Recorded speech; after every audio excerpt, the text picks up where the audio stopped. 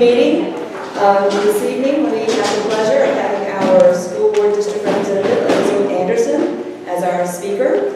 And she's going to fill us in on all the what's going on with the district and with how it's going to affect us here at the beaches, as well as district-wide. So thank you for joining us, Elizabeth. We look forward to hearing what you have to say. I'm Maria Mark. I'm the president of Beaches Watch, and happy to see so many people here despite the weather. So for those of you who do not know what Beaches Watch, our organization is, we are a nonprofit, nonpartisan organization, and our mission is to really make sure we're educating our beaches residents here by holding meetings like this, candidate forums and so forth, so that you are making informed decisions when it comes to what our elected officials are doing here at the beach and how it affects our quality of life.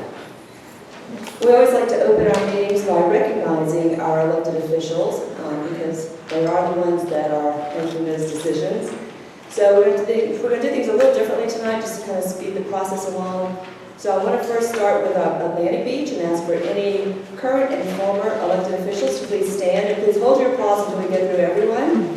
We have Mayor Glasser, Atlantic Beach.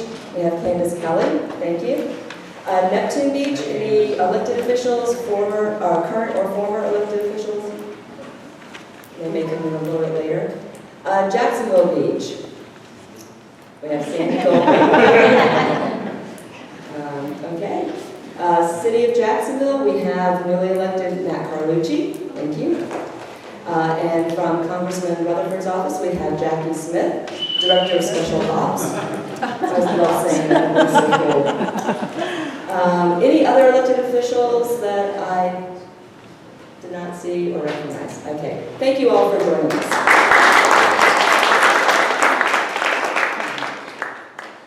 I would like to take a moment to just a moment of silence to remember one of our beaches icons who recently passed on July 4th, Mort Hansen, who's a longtime Atlantic Beach resident, and he was the founder of our Sea Turtle Patrol.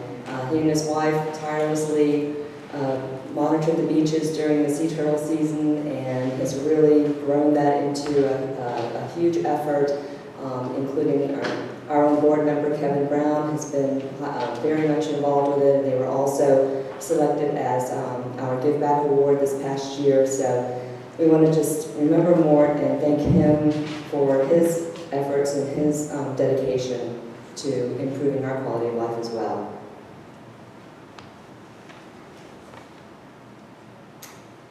Okay, just quickly, the agenda. We are now uploading our agenda to our website. As you may know, we video all of our meetings, so for those who are not able to attend, they can view it on our website, or you can go back and look at, listen to things that maybe you missed. So I won't go through all of the announcements on our agenda, but there are some changes that I've just been made aware of.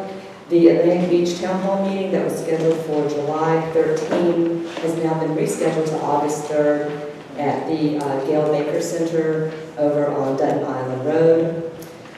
The Neptune Beach Budget Workshop is scheduled for August 19, and that should start at 6 p.m. And so we have the agendas here on the back of the table. Please make sure you take one with you if you don't have one now. We are always looking to increase our membership, so if you have not joined Beaches Watch yet, or you need to renew your membership, Eileen Krimsky will be glad to take your money and donations too. So, let's see. If there's anything else. Maybe you want to introduce the new principal of middle school? I'm going to let Ms. Anderson do those introductions as our representative. Thank you, though. That's fine. There are any announcements, anything from the floor that we should be aware of? I do want to, oh yes, I will do that. I do want to recognize in our audience the number of students that we have. So if you would please stand just so we can give you a round of applause.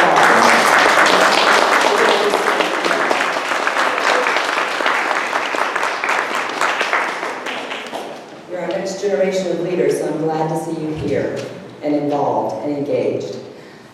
Yes, thank you, Steve. One last thing. In your chair, you will see a slip of paper. It is our survey. This is something new that we've started. We want to make sure that we're keeping our programs fresh, that we are remaining relevant. We love suggestions from our members as well as from the citizens.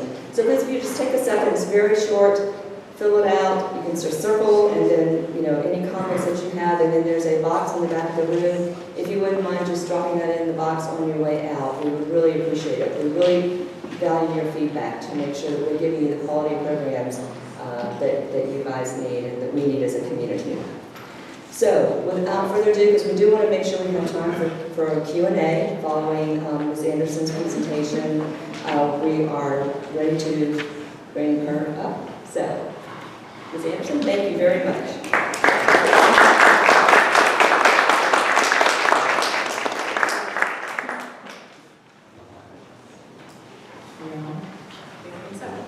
How are you guys? Good. Thank you so much for having me.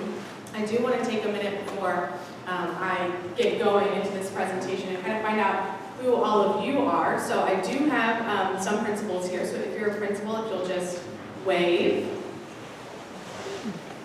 We have Ms. Novak from Mayport Elementary and Ms. Matthews, our new principal over at Fletcher Elementary.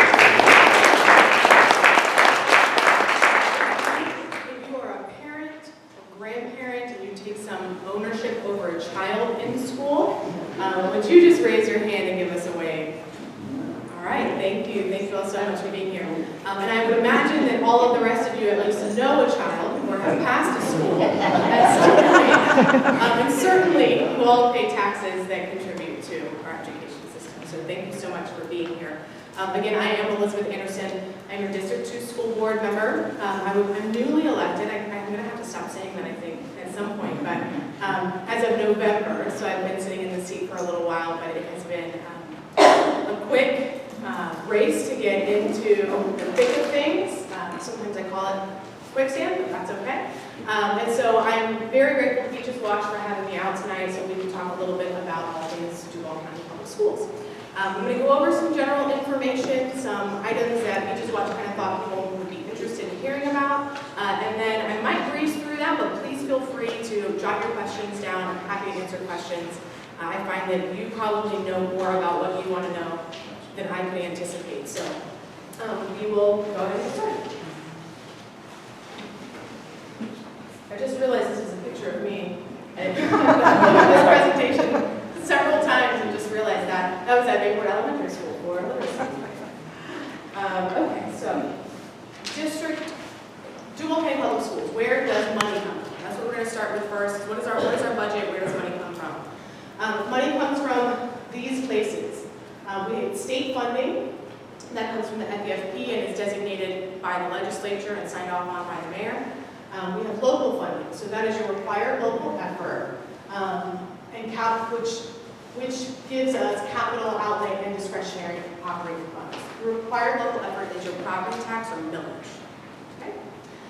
Federal funding comes in the way of entitlements and other discretionary programs. So this is all of our title money, IDEA is for our special needs students, several different programs that come from the federal government that help provide us funds, and then of course we have other small grants and donations that we receive. This is an overview of the budget, so you can see exactly how much money is coming in from each of those places. One of the things that I think is important to understand, when we get money, we don't just get a $1.3 billion check that says, here, go do what you want to do and spend that money. The money comes in for different things. So there's a lot of what we call categorical funding. Those categorical funds tell us what we can spend money on. There's a lot of them. The FEFP, the state program that decides how we should spend our money, is what decides all those categories. So we can't just move money around as easily as it seems like we should be able to. I'm happy to talk at length about that if you're really interested in the FEFP, but the basic idea is we have very little discretionary funding that we can just kind of choose what to do with. Most of it is designated by the state or the other grant programs where we get the money for how we can use that money.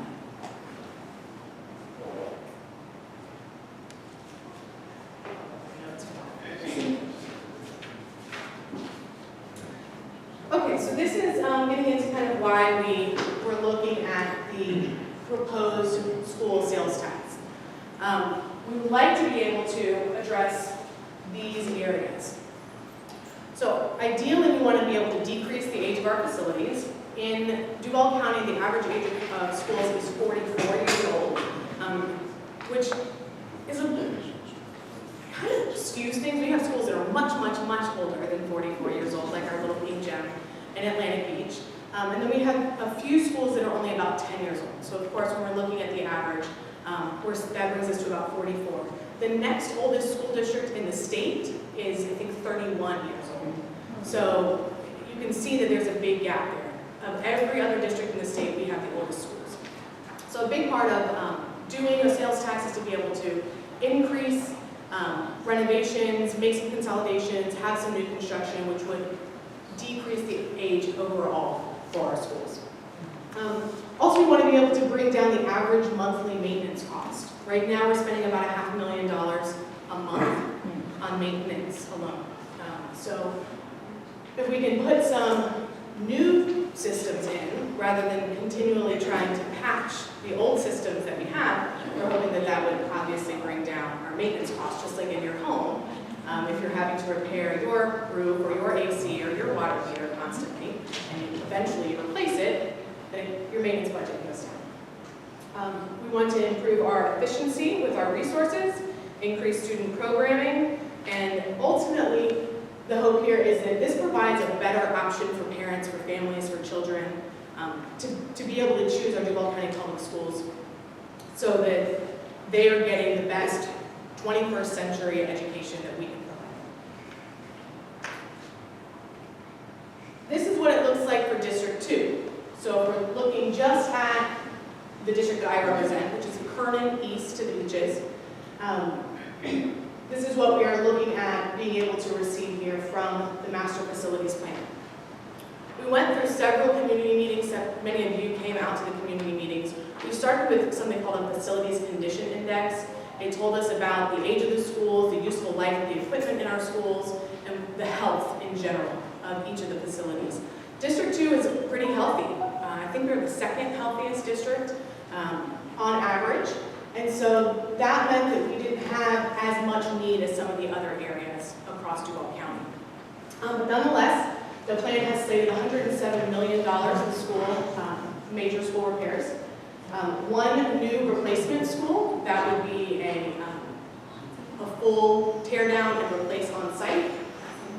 It would bring our average age from 34 years in District 2 down to 31, and it would decrease our utilization from 90% to 85%.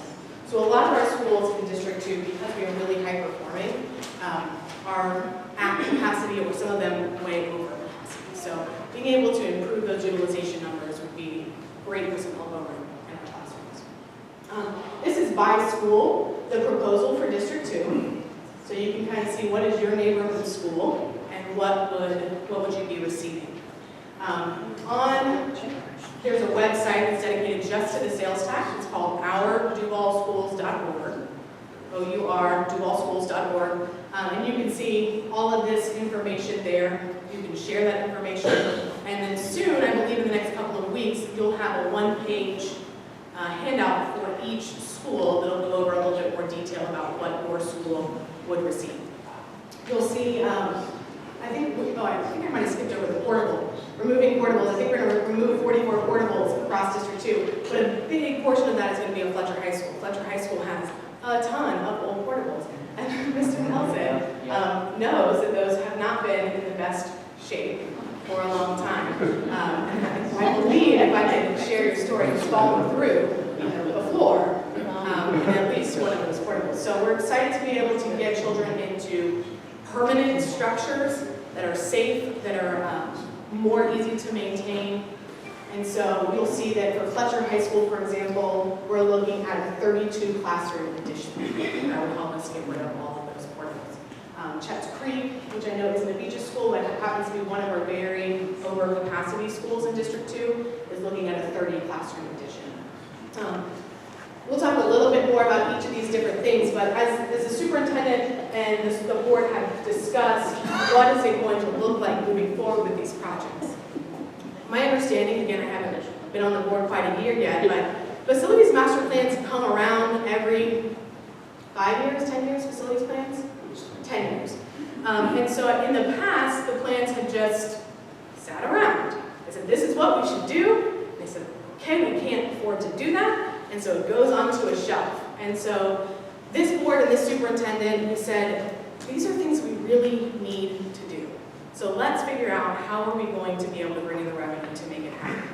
And so we took this giant leap and we passed this resolution for a referendum. And we can talk more about that if you have more questions, but we are in the process now of trying to get that referendum moved to a ballot so that we can get this work done. If we don't have revenue coming in, then this work won't happen. So this is just sort of a pipe dream, a wish list, if we don't get a revenue stream. If we do get a revenue stream, then the superintendent has proposed that we move on these projects sort of simultaneously, and I feel sorry for Mr. Nelson's staff and facilities team. Her proposition is that we would take care of safety and security needs, maintenance needs, and construction and renovation. So timelines would be sort of set for each of those things running simultaneously as projects. The proposal, in order to be able to start that work right away, would be able to we would be taking out a $500 million bond to start that.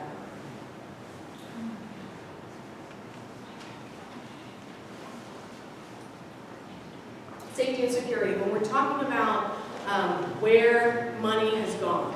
Oh, I forgot to mention, when we're looking at how did we get to a place where we really need all of these upgrades, what happened, how did our schools get to be 44 years old and we're not taking care of them, we're not maintaining them. In 2007, right, this is pre-recession 2007, we were collecting that required local effort, your property tax, those millage rates, we were collecting 2.0 mils of property tax. The next year, the state rolled that back and said we could only collect 1.75. The next year, they rolled that back and said we could only collect 1.5. Additionally, we would get PICO dollars. This is a tax on your utility bill. This coming year, we are slated to receive 0 PICO dollars. In 2007, we received 18.5 million PICO dollars. So when you're looking at what's happened over about the last 10 to 12 years, we haven't gotten funding. I think the projections are something like a 33% reduction in funding for capital needs. And I think that the school board members in the past kind of thought, well, let's sit tight, let's get through this recession, it'll come back, and we'll get the money back up, and we'll start funding us, and be able to catch up. And we just haven't, and the money's not coming in. So every other district in the state of Florida has decided to tax themselves with either an increase in their sales tax or an increase in their property tax. And those can be used for some different things. We went the sales tax route because that's what we can use for capital dollars, and we know that our facilities are really essential for both our teachers and for our children. Part of what we've been spending money on also, that wasn't necessarily an issue in 2007, is increasing our safety and security. These are mandates that have come down from the state and important to us. So we have been working really hard to put high-definition security cameras in our schools. We've improved fencing and gates. We've added fencing and gates to some places where there have not been them. So you may have seen them popping up. I know in some schools there was a lot of controversy between what those fences look like. And so were they the nice, pretty black ones, which are expensive, or were they the chain link ones? So there's a lot of decisions that have to be made, and you'd be surprised how much fencing costs, how much lighting costs, when you're talking about a district with over 160 schools. Metal detectors. We have invested in portable metal detectors. So these are detectors that children would walk through every day.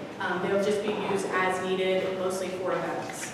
A visitor management system. We'll be implementing a new visitor management system this year. So you'll be getting badges. We'll be doing more thorough, official security background checks and things when visitors come in. And lighting. Lighting is very costly, and we know that that's essential. In fact, we've seen it be major factors in our own safety concerns across the district in the last year. School choice.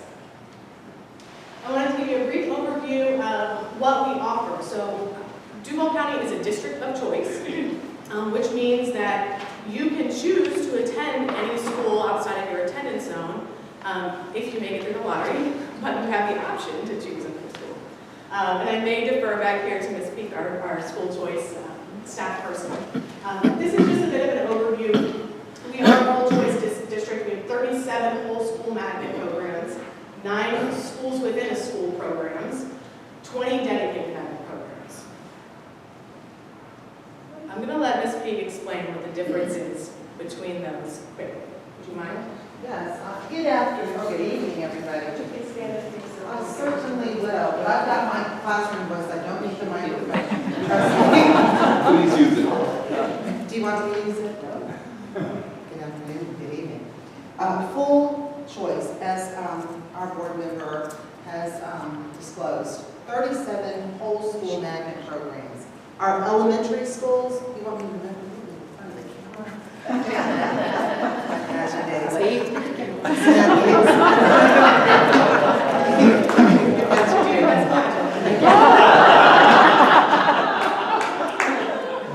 Whole school.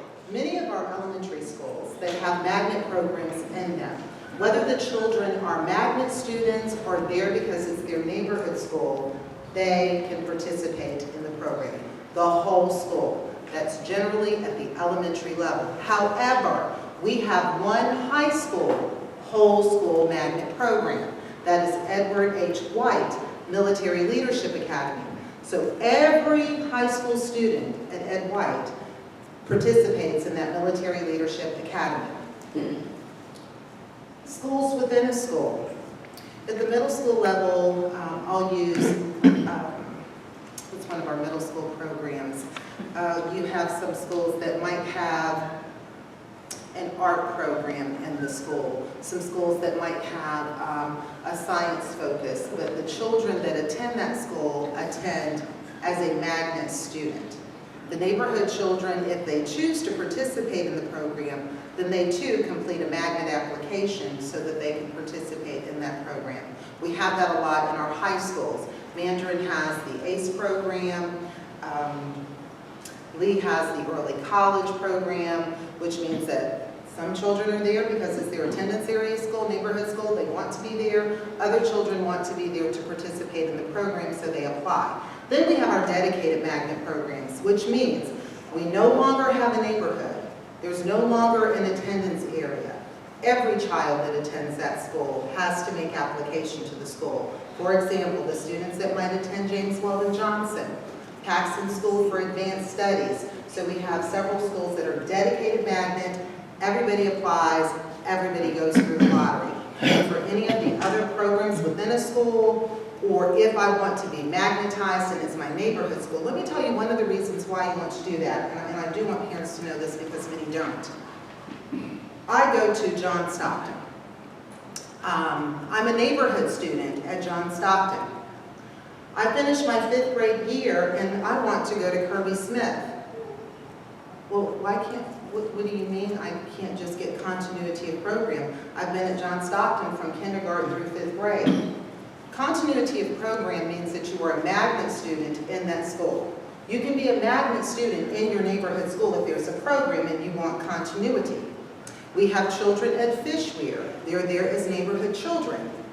If they want continuity of program to La Villa, they need to be magnetized. So it's very, very important that us as constituents make certain that our parents understand the choices. I will be the first to tell you that they are very complicated. However, my staff is willing to come wherever you are if you need us to explain. You can come to our department. We speak, we have information on the website. So those are the multiple options that we have in Duval County Public Schools, and we are very, very excited about those choices, and we want our children to be very excited. And I do work for the children, so I just want to know what schools we have represented, and then I'll give the mic back. We're at Fletcher High School. Fletcher High. Mr. Nelson, I know he's very happy. Over here. Fletcher Middle. Fletcher Middle and going to Fletcher High. Thank you, Dr. Anderson. So we do have several incredible choice options here in District 2. We've got some really outstanding work happening at Mayport, who whose name has just recently changed to the Coastal Sciences Middle School. So thanks to the community members and the hard work of the folks over at Mayport for getting that change in, because it's really a reflection of the work that they're doing there in their Coastal Sciences program. It's fantastic. I know Fletcher also has an ACE program, so that's kind of what is it, school within a school. Really, all of the language, it's kind of been a lot for me to keep up with, I'm not going to lie, so I understand if you're confused, but you can always email me if you have questions or if you're not sure, and if I don't know the answer, I would certainly get a staff person to be able to help you get that information.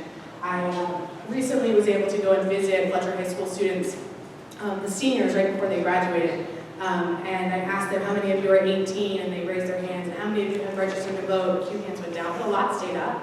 And I said, you're my boss.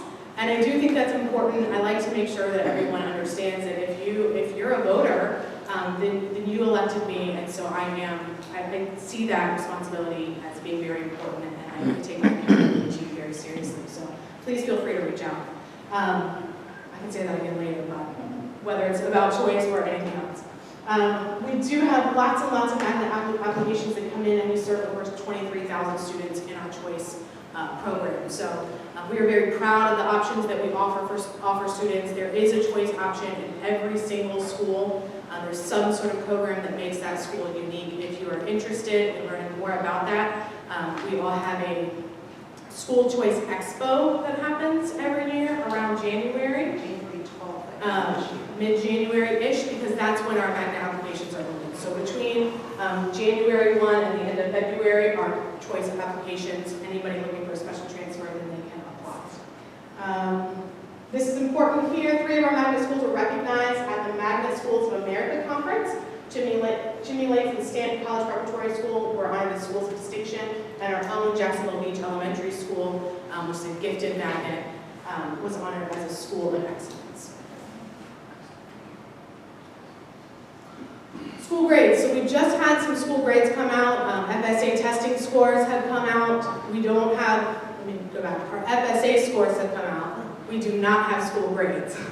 But we are anticipating that we should be getting those school grades any day now. So I've given you a little bit of an overview of what happened here in District 2. We saw a couple decreases. On the whole, we had 67% of the areas tested increased, and 81% overall either maintained or increased. So here you can see the breakdown is 14% maintained, 67% increase, only a 19% decrease. And I do want to acknowledge that our Fletcher Middle School and our Kernan Middle School both had the highest scores in math, I believe, in the district. I think 6th and 7th grade respectively, and 8th grade science at Mayport Middle was the highest across the board.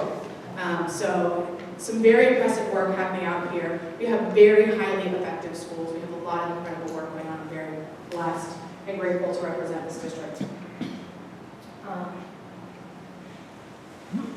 This is a quick snapshot of the performance of District 2. So every school in District 2 in 2017-18 was either an A or a B. So please don't let people tell you that we are not doing great things or that we should move to other places. I won't even say where people are moving because I don't even say that. Because we have great things happening right here in Duval County, especially in this district. And it really shows here when we see our scores coming up and we see, honestly, the capacity of our schools. We're packed and our teachers don't leave. They are there and they want to be there. They don't want to go anyplace. And that is quite a blessing here in District 2. I have to do a quick shout out to Fletcher High School, earning almost $6 million, well over $5 million in scholarship money this year. All right, so what has been our greatest challenge? Greatest challenge over the year has been really going through the facilities condition study and figuring out how to tackle that. So these are the steps we've already taken and where we still need to check boxes. When I campaigned before my election in November, facilities was a key component of what I felt like was important for our district. I'm a licensed mental health counselor, and facilities aren't just important because of the building. It really serves the well-being of children and staff members. And if we're sending them to school in hot or cold or leaking conditions, they're not learning, and we're not able to serve their needs best. So we are still waiting on City Council to do something, anything. Council, please, do something. So this Tuesday, the referendum will be in committees. It'll go to the Finance Committee at 9:30 a.m. It'll go to the Rules Committee at 2 p.m. We are hoping to have some progress made, or at least figure out something on Tuesday to see whether or not we're going to be able to move forward.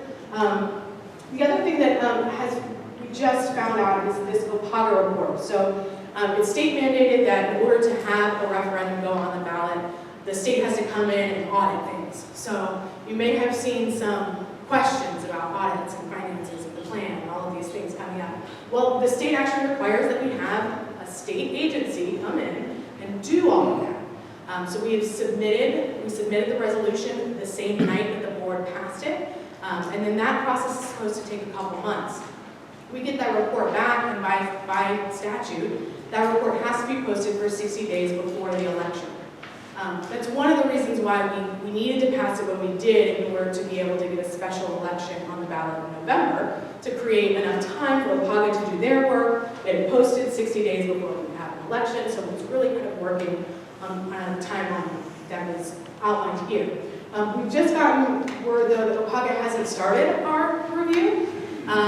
They have responded and let us know that we're a little different here in Duval County, and that because of consolidating government, they're not willing to start the review until the council and the mayor have signed off. Which really, unfortunately, I'll go out on a limb here, but it makes a special election virtually impossible by the time they get their turnaround going. So that's where we're at with OPAGA, because we'll have to have that published for 60 days. And so hopefully, eventually, the date now, I guess, would most certainly be November 2020. We'll actually see the item on the ballot and allow the voters to tell us what they want. Because it's really up to you. Like it or not like it, vote on it, right? And have your neighbors and your friends and whoever has an opinion come out and vote. So that's been our biggest challenge over the last year. This is where we are looking forward into 1920 and the priorities that we've outlined.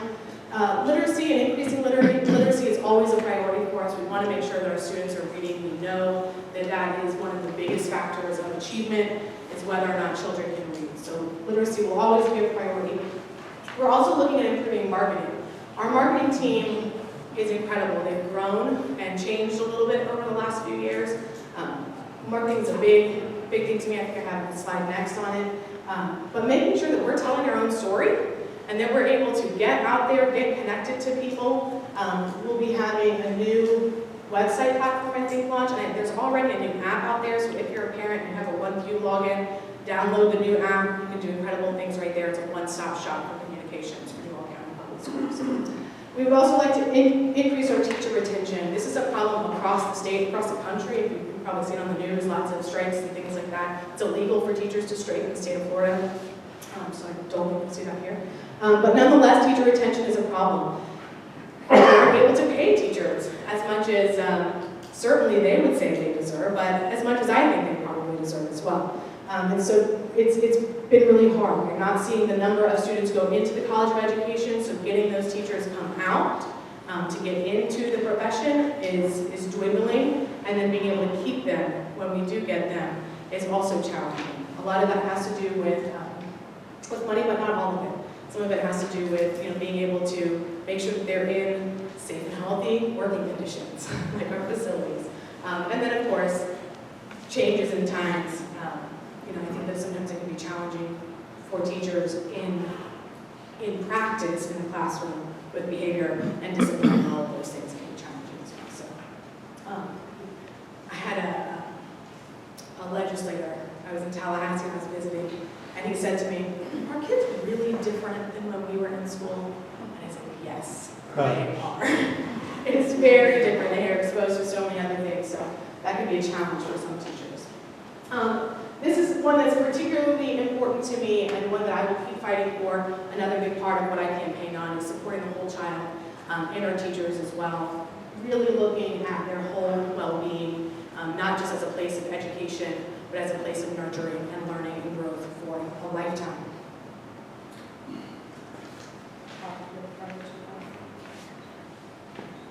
Here's our communication strategies. I did say that on the slide.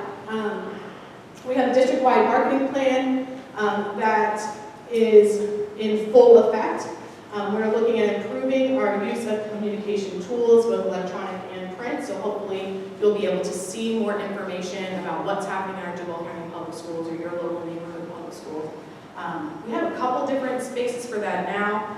OurDuvalSchools.org is where you can find out information about the tax referendum. We also have another website called the Duval Newsroom. It's just got news about things that have been happening in Duval County. We share lots of fun videos and things like that.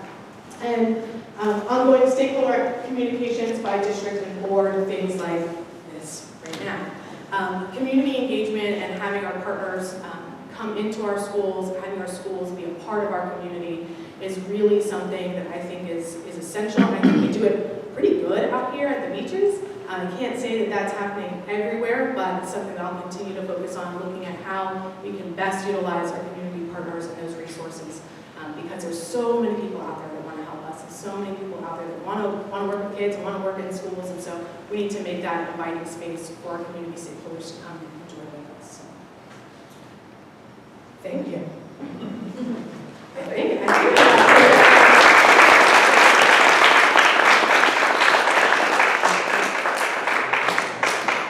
Thank you, Liz. Before we start with the Q&A, just a couple of ground rules to ensure that everyone has an opportunity to ask a question. We ask that you ask the question. Try and keep the preamble to 2 seconds maybe. And we ask that if you do have a question, if you could stand and just speak a little loud so we can make sure we pick you up on the on our video. Unfortunately, we only have the one mic, so and we will open the floor for questions. yes. Hi, so I've been seeing in my classes that some classes that might not be considered as core classes, but are academic classes, being overfilled with kids, surpassing 30, 40 kids in a class, which is way outside the class size limit. Do you believe that there should be work by the district to increase discretionary tax revenues to increase the amount of teachers that can be hired and lower these class sizes? Sure, thank you. This is Jacqueline Fletcher. Thank you so much for that question. In short, yes.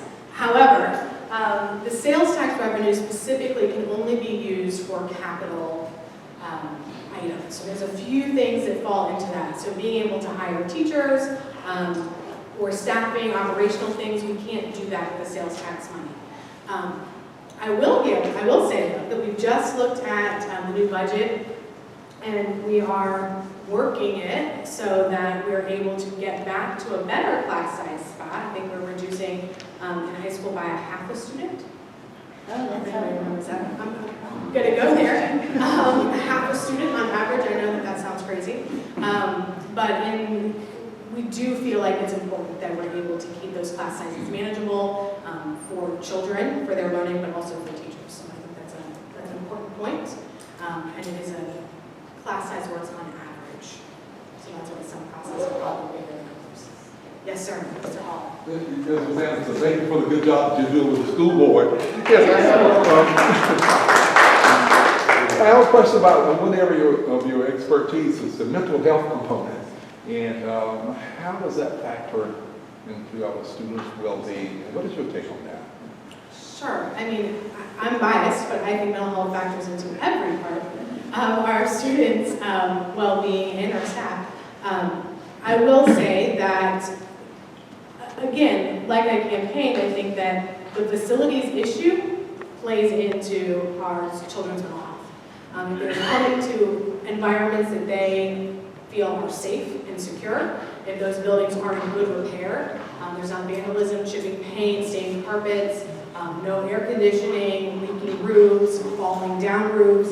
I mean, that really impacts a child's ability to have their own sense of value, to know their community values them, and that what they're doing and the work they're doing in the classroom is important. So I think that's one way, and I will say that I'm very grateful to the district. They've invited me to participate in taking an inventory of our social emotional learning programs. So we've just started that work. And we're taking a look at what we have, what's working, what's not working, and being able to make some tweaks or adjustments so that we're able to attend to children's social emotional needs at all grade levels in the best way that we can. So I'm very excited to be a part of that. I'm grateful to Superintendent Dr. Green for allowing me to participate. So hopefully we'll see more good stuff. Yes, ma'am.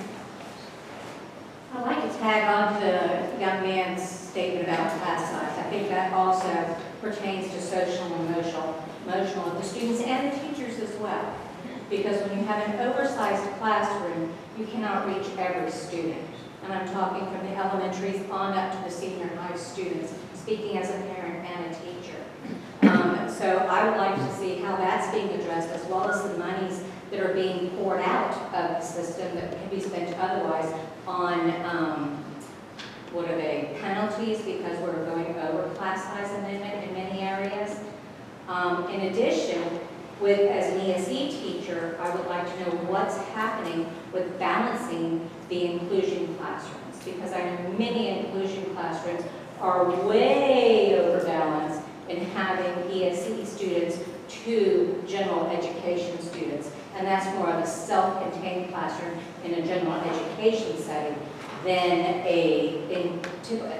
what should be an inclusion class model. And that makes it very hard on the general education teacher and all the students, physically and mentally for everybody involved. Sure, I'm going to try to remember to answer each part of this question, so if I mess up, let me know. So I'll start with the class size piece. Like I said, budget in the past has made it really difficult to be able to hire staff to keep class size low. This year's budget looks pretty good. In fact, I haven't participated in a budget process prior to this year, but I am told that the staff really is the first time in many years that they haven't come to the board and said, what are you going to cut? This is a year where we were able to even restore a little bit of things. And the first thing that we did was reduce that class size number. So in some areas, I think we were able to reduce it by a whole student, and in some grade levels, we were able to reduce by half. Is there? I can put the class size. Yeah. Hi, my name is Don Wilson, the operations officer. One misnomer I think the public has about class size is it doesn't apply to all classes. For instance, in high school, in every high school, the only place where class size applies is if the class is a required state exam. So in high school, it would be biology and algebra 1. I've been out for 4 years now, so it might be a little bit. That's where class size applies. The other class, I'm not saying it's right, but that's where the rest of the classes, gym, everything, electives, class size does not apply. When class size first came out over a decade ago, it was applied, I think, everywhere. But over the years, when the state was required to provide more funding to add more teachers to comply with class size, well, it changed. And to where class size now in elementary school is pretty much applicable at every grade level. K1, 2 is one number, and then 3, 4, 5 is another number. But over the years, it has been modified to where now it's an average. It used to be in every classroom over a decade ago. Now it's a school average. But in the case of high school, it's only a school average based on the classes that are required by the state to take the exam. Again, biology, and maybe geometry. I think The world district, that's right. Yeah, maybe 12th grade. There's a few of them, but compared to the hundreds of courses that are offered in high school, there's really only a handful that are actually class size amendment classes that are calculated out to give Fletcher or any high school or any school what the average class size is. Do you know some? If I don't, I'll make it. Don't say that. I'll just say with your comments. No, as far as having to pay any fees or penalties for being over class size, can you? I think what districts look at is what does it cost in the discussions. I used to watch the board meetings before I went down, I have to sit at the board meetings now. But the discussions I heard over the years is, it's almost like a business decision. To meet class size will be X millions of dollars. Pay the penalty with the state is less. And so when you're looking at trying to balance a budget, you're just looking at it as a parent also and a citizen. That was the gist I got. And the finance side is not mine. I'm everything outside of academics and finance. So I think it was the paying the penalty was less than meeting the class size. So when you're talking millions more to meet it versus a lot less. So when you're looking at constant balance of budget, you're really going to take the lesser of two evils, and I believe that's what the board's done in the past. Jack and Bloomberg in ACE classes. So all our ACE classes are like 42, 45 kids. If I may, I'm sorry, I just wanted to just speak from some experience in some of these classes. Like, I do understand what Mr. Nelson said about that. I was meeting classes that don't abide our class size, but I've seen classes where we have kids sitting on the floor because we don't have the desk and to hold these kids because so many are being put into it. My 8th even class in freshman year had 40 kids, like at least almost 10 kids on the floor. This is, you know, I will say, I have said, I will say, I will always say, children are neither dollar signs nor dollar points. And so I believe strongly in that. And so we have to do right by our kids. It is really tough to sit at the board table now, and will always be. To know that to keep the doors open, we have to make really hard financial decisions. And we do have to look at dollar signs, we do have to look at data. And when it comes down to sitting at the board table and wanting to help any child, there's very, very difficult decisions that have to be made, heartbreaking decisions that have to be made. Does that justify it? No. And I'll be honest with you, and it makes me sad to hear that Jack has to sit in a classroom like that, because of course we know that that's not in the best interest of children. And so one of the things that makes it challenging when we're looking at a district that's got so much robust choice, especially when we're talking about special needs and PSC students, is how this changes or stratifies the population that we see in our schools. Our schools in District 2 are A&B schools. They are very highly sought after schools. When we talk about trying to reduce capacity, children are coming to our schools from other places in the district. So it's important that we make sure that their schools are safe, functioning structures, healthy facilities, fully staffed teachers. I will promise I'm going to get back to you. You're next. I know, you're going to go, all the blood's going to drain out. So, you know, if we as a district are taking care of our schools and and every child, then some children may want to be able to go back to their high-performing, highly safe and secure building, wherever it is that they may be coming from. When we also are losing children to other types of programming. So if you look at what's happening with our private schools through vouchers or even into our charter schools, what is left in our public school, right? We know that especially for children with special needs, many of these programs would say, I can't meet the needs of your child. I'm sorry, you can't come to my school. And so as a public school system, we must meet the needs of every single child. So what happens to the ratios? We have more children with special needs, more children with maybe discipline or behavior problems, and the children that are easily able to fit into a different model, maybe they're choosing other places to go. So I'm happy to talk to you more about the inclusion ratios. Yes, please feel free to reach out to me because I'm happy to.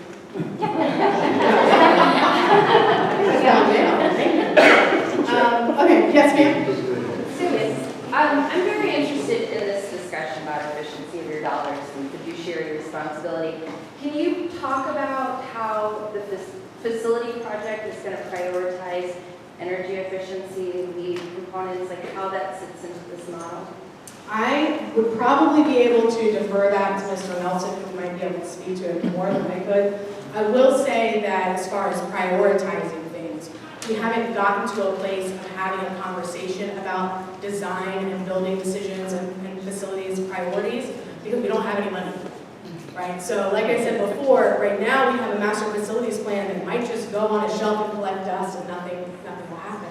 So it's kind of hard to start to talk about some of those specifics when we don't, it takes a lot of time for our staff, it takes a lot of time to invest in trying to work those details out, and we have an entire district still to run.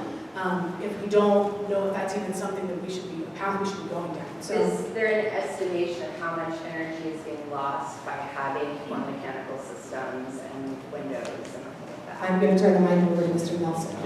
He'll know the details more than I can't tell you how much is being lost, obviously there is because of the age of windows, but I can tell you that an effort that was done less than 10 years ago, investing $3 million, I think it was, in utilities and in improvements, was a cost avoidance of $32 million.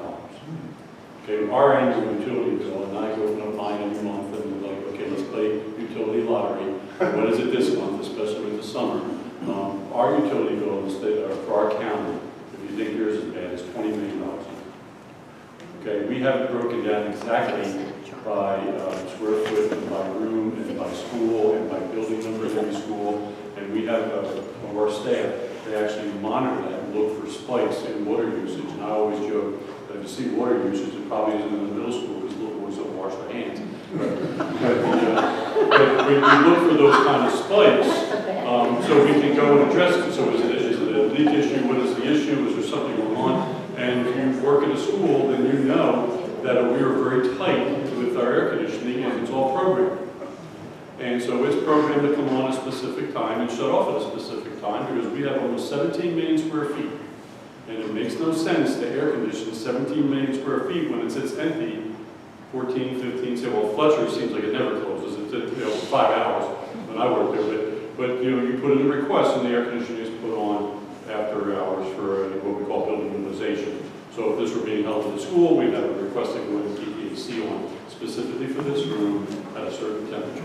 So all those kind of things were done several years ago. Very small investment. Had we not made that investment several years ago, before I got there when I was down the street, we'd be looking at an annual utility cost of $32 million a year versus $20 that we pay now. So all that money that's not using utilities is money available in the general fund to go towards schools.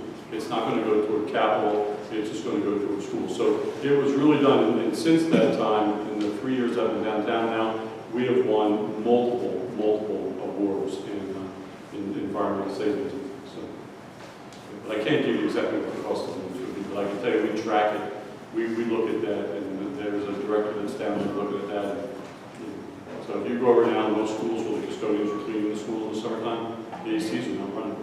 We do have somebody who's looking just at. Yes, they do. They track it every month, and we know by square footage in the building what the cost is for each of those, and we look for spikes. So it's about 3 minutes till 8, so we can take maybe 1 or 2 more questions. I think the gentleman in the back has had his hand raised, and then we'll take these two here, okay? Elizabeth, appreciate all of your work.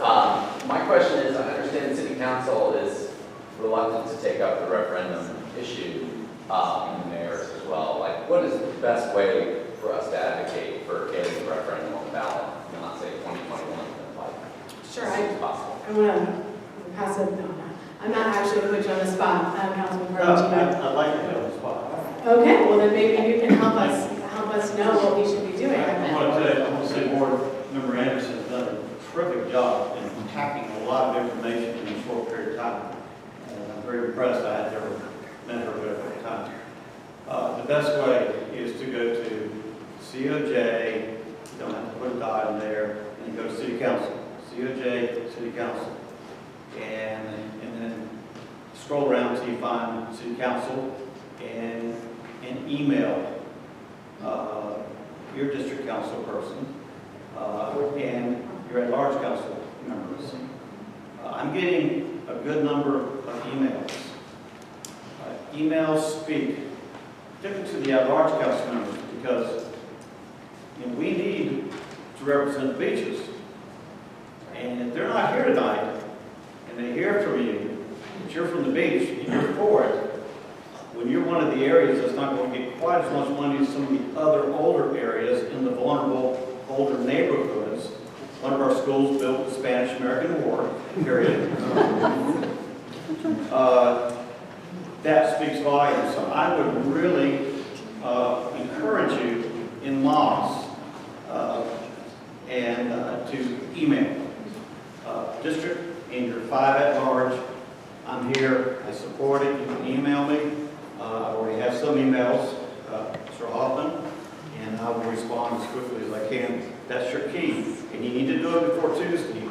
Tuesday is a historic day in Jacksonville. The two big questions that corporations that want to come to Jacksonville ask, that will bring jobs and bring opportunities to our citizens, to our kids, to our grandchildren, is your city safe? What kind of education system do you have? And we've got to bring our education system into the 21st century. That's what Board Member Anderson, they've been working on this a long time. I've done so much research, I feel like a school board member, and I shouldn't have to be. This should just be, let the people vote. Thank you so much, Councilman. I do understand. I feel bad for the council because this is not their job. You know, this is work that we have been doing. We have done our due diligence. We have looked at budgets. We have looked at the facilities condition reports. We've been working on this plan for a while. I'm new in November, but I've been working on it the whole time I've been here, and board members before me were working on it prior to that. And so, you know, it's tough for these new elected officials, especially the ones that just took office in July. And if you weren't aware and you emailed before, now you have new ones to be able to reach out to. You know, they have to know all this information. So of course there's a lot of questions and it seems incomplete. And what's the plan? And where's the audit? And what do the finances look like? I would be asking those questions too. The thing is, we have that information. We're happy to share it. So thank you so much, Mr. Farron, for that question. Please reach out to your councilman via email. You can do that at COJ.com. And the mayor as well, I forgot to say that. Oh, feel free to reach out to the mayor as well. Yes, sir. Oh, well, I just wanted to add on to that. I got the impression earlier that the school board, you're restricted in how much you can get from property taxes and all by the state legislature. Correct. How about calling those dudes? Please, if you wanted to reach out to Tallahassee, please feel free to do that as well. We would love for them to fund us a little bit better than they are funding us now. So the state does set the required local effort, and what's funny is we might say, well, property taxes have gone up, so your money should have gone up. Well, the state has actually rolled back the required local effort every year to maintain a flat revenue stream. So you all have been getting property values going up and up and up. We haven't seen we haven't been able to realize the revenue from that and to be able to bring in those additional dollars. So it's really all Tallahassee too. We'll take one last question from the student. Yes, sir. Hi, I'm a student at Fletcher High School, and I was just curious, you mentioned new safety things like lighting, improved cameras. How soon are we going to see that come into effect, and how important is that going to be in the new budget? Thank you, thank you. So a lot of those upgrades have already started. I believe Fletcher's already gotten several new security cameras. We've got some really wonderful things happening. The slide that I showed you, really already things have been taking place. So we have a visitor's badge coming in, we have metal detectors, all those kinds of things have already begun. We're just looking at being able to maintain those and keep those things, those projects moving forward at a pace and at a rate that's really sufficient for our security needs. Again, in such a large district, those things really add up quickly. So I think that those are important. I wish that we did not live in a space where our children had to be fearful of going to school and having to do drills and things like that that are anxiety-provoking for our children and our staff. So I'm sorry to the children that are here and they're going through that. I wish that wasn't the reality. I think that it's probably changed over the generations. There's been different things that we've been afraid of, but security, of course, is super important. At this point in time, when we have already done lots and lots of things to make sure that our kids are safe and secure, this surtax would help us continue to be able to do that. Okay. Can we get a round of applause for...